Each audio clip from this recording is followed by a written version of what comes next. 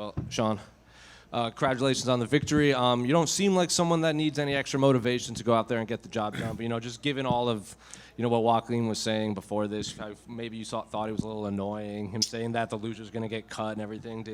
Does this make it that much more satisfying for you to go out there and basically 30-25 him in there? Yeah, I mean, like I said, though, I didn't know anything he was saying up until 8 weeks ago. I deleted social media. I had his loud ass blocked too, just so I didn't see his shit.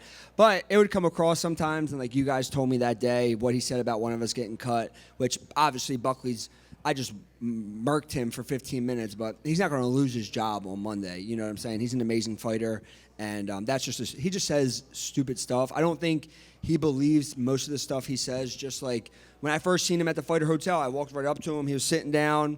I was like, what's up? And we shook hands, and like that was it. Like, but because it's not real. Like he's not the gangster shit. Like the shit he was saying about me was clearly lies because I've seen him multiple occasions. And if you have real beef with somebody, you punch them in the face when you see them. You know what I'm saying? So like, we didn't have real problems. It's social media. He's trying to build a fight, which is fine. But when you talk like that, you got to be able to back it up. And it definitely did make it a little bit better knowing that I just beat his ass for 15 minutes after all this. Now I'm going to go unblock him and go watch all of it and laugh. So that's what I'm going to do later on tonight when I can't sleep. And at media day, you said, your game plan's pretty obvious, kind of do what Usman did, but just only better. So did that just play out exactly how you thought it would? It played out easier than I thought it was going to. I was definitely, but that's what happens when you train super hard and you take these guys as serious as we do. Like, I knew that Buckley could have knocked me out and sent me to the shadow realm, but I was not ending up on this man's highlight reel, and I did everything in my power to make sure that didn't happen.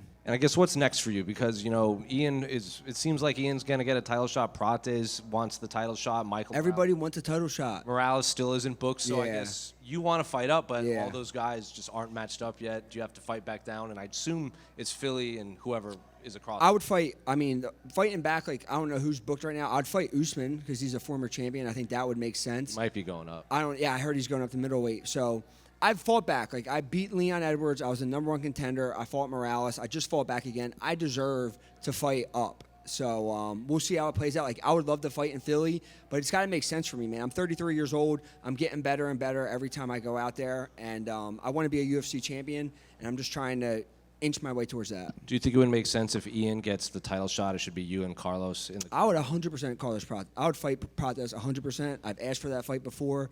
Let's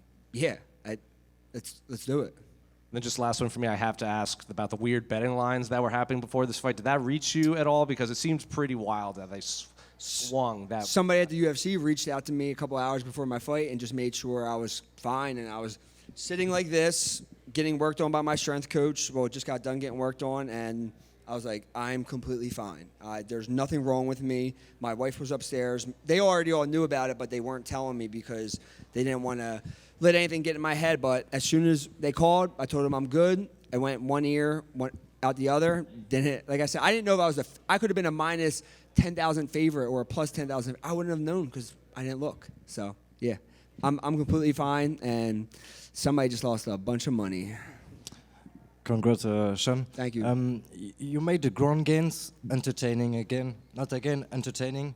And can you explain why it's so rare to have like a ground specialist who can be so entertaining like you? I put Ramzat in the same case, Habib as well. Can you just have a few words about that? Yeah, because people want to see knockouts and people want to see all this stuff, but if you really want to go watch knockouts, they do Muay Thai in 4-ounce gloves. And, like, go watch that because it's amazing. This is MMA, and guys are grapplers, and guys are going to be specialists in certain things. And I think I'm one of the best grapplers in the world, if not in this division, for sure. And I'm looking for submissions. I'm looking for ground and pound. Yeah, I'm not just trying to lay on top of you. You want to make it interesting, but in the room, that's what I'm trying to do. I'm trying to finish you. Just like a guy's trying to knock you out in the feet, I'm trying to finish you on the ground. It's just two different things, and some people like it, some people don't. I love it. And last one for me, if I can ask, we don't have the chance to talk with you after Morales fights, but what didn't work this time? Because I expect you to win. I didn't touch him. I'm 9-0 now. If I get 1 second of control time, I win the fight. I didn't get to touch him, so I didn't get to my shit, my grappling. And but if I do get my hands on you, I'm going to win the fight, and that's what happened tonight. Thank you, man. Thank you. Sean, congrats on the win. Thanks, bro. When we talked last week and you mentioned Philly, it seemed like you almost like didn't care. You just wanted to be there to fulfill that dream as long as you were healthy. Yeah. So what's kind of changed to being like, oh, only if it's like the right career move fight? Because I'm not just doing this for me anymore. You know what I'm saying? Like, I'm not going to take another fight back just to fight in Philly. Like, yeah, fighting in Philly is huge for me and would be huge for my career, but it's got to make sense for me. I'm on the cusp of being back in the top 5. I could be if come Tuesday. I don't know. But, yeah, it's got to make sense for me. And I think there could be fights that could make sense. It's 3 months away. Plenty of time for me to rest up and get back in there. But, yeah, like I said, I don't know what's going on with the division. I was so locked in on fighting Buckley and beating Buckley that I didn't really care about anything else.